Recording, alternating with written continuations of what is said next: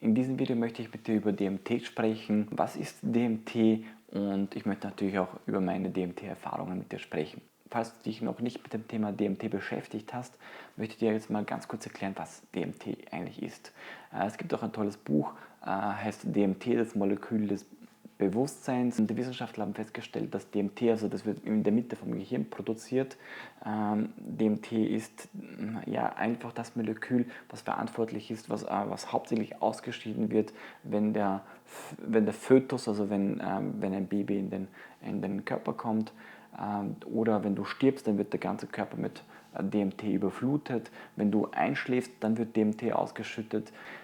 Und DMT hat hat die Eigenschaft, dass wenn man bewusst DMT inhaliert oder wenn man das aus seiner Zirbeldrüse, dort wird sie produziert im Gehirn, ausschüttet, dann hat man eben richtig coole und interessante Trips, kann man sagen. Aber ich möchte es gar nicht Trips nennen, denn das wird dann immer so verglichen wie Drogen, obwohl DMT meiner Meinung nach keine Droge ist, weil es ja nicht nur von uns im Gehirn produziert wird jeden Tag, sondern es ist in jedem Tier drin, es ist in Pflanzen drin, es ist in allem, was irgendwie Bewusstsein haben könnte, drin. Also in der ganzen Natur ist DMT drin, in den Molekülen. Und das Witzige ist, dass es leider in jedem Land verboten ist, also fast in jedem Land. Und da hat irgendwie die Regierung etwas, dass die Menschen sich eben nicht mit dem Thema Bewusstsein beschäftigen oder sich einfach dessen bewusster werden. Keine Ahnung warum, aber wie auch immer, egal.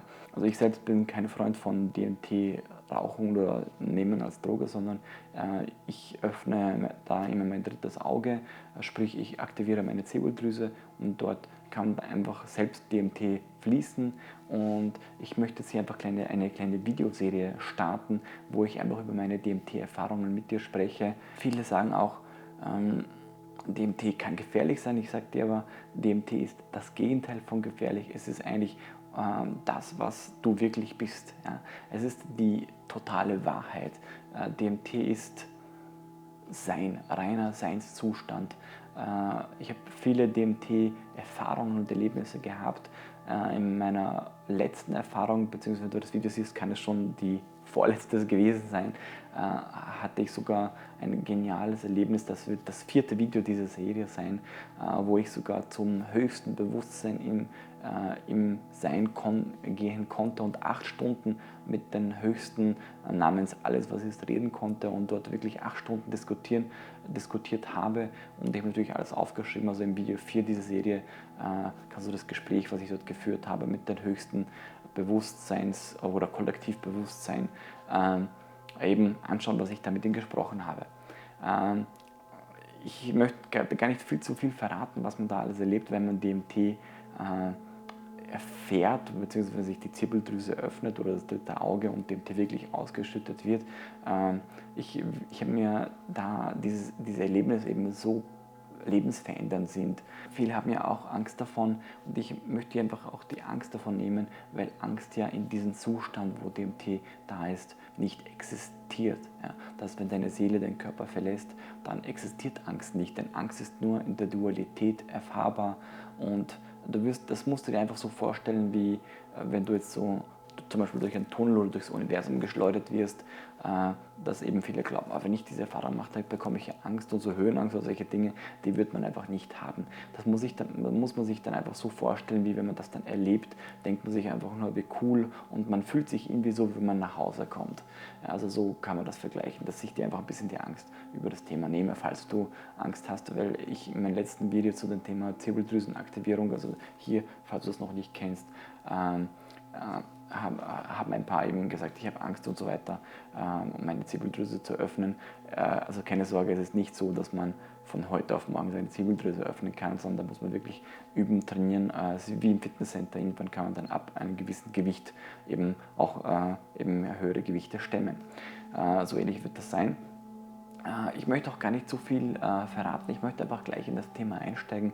Ich habe da diese Erfahrungen eben so polarisierend sind, habe ich mir einfach alle Erfahrungen aufgeschrieben und werde hier einfach Bilder oder Videos einblenden und einfach das runterlesen, Meine erste DMT-Erfahrung erlebte ich schon als Kind. Ich war ungefähr 6 Jahre alt.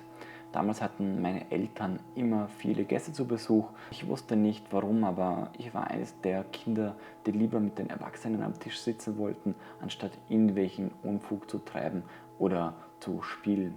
Als ich den Menschen beim Reden zuhörte, wurden ihre Köpfe immer kleiner, dann wieder größer. Ich sah alles irgendwie aus der Vogelperspektive. Das Gefühl machte mir überhaupt keine Angst. Ich dachte, das Leben ist wie ein Traum oder eine Art Computerspiel. Ich habe es als Kind einfach nicht als echt empfunden. Und schließlich passierte es eines Tages. Ich schaute wieder jemandem ins Gesicht, doch dieses Mal wurde es kleiner und kleiner. Am schnellsten passierte es, wenn die Person vor einer weißen Wand stand. Ich blickte die Person an, sie wurde so extrem schnell, sehr, sehr klein und auf einmal war ich in einem Fraktal. Ich sah die vielen Farben, wie sie sich bewegten, die Farbe Gelb und Orange dominierten. Ich spürte, dass ich das bin.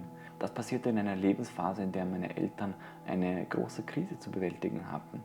Ich empfand dieses Erlebnis, als ob meine Seele überlegt hat, ob das so weitergehen soll oder nicht. Schließlich entschied sie sich oder ich mich, doch in den Körper zurückzukehren und die Lektionen fortzuführen. Einige Tage später habe ich die Erinnerung daran vergessen.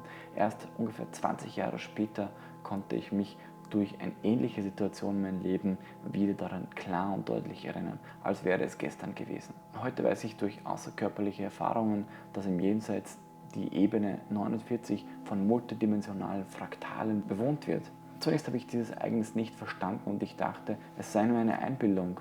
Doch als ich mich intensiver mit der Relativitätstheorie und Quantenphysik beschäftigte, ergab das Ganze irgendwie einen Sinn.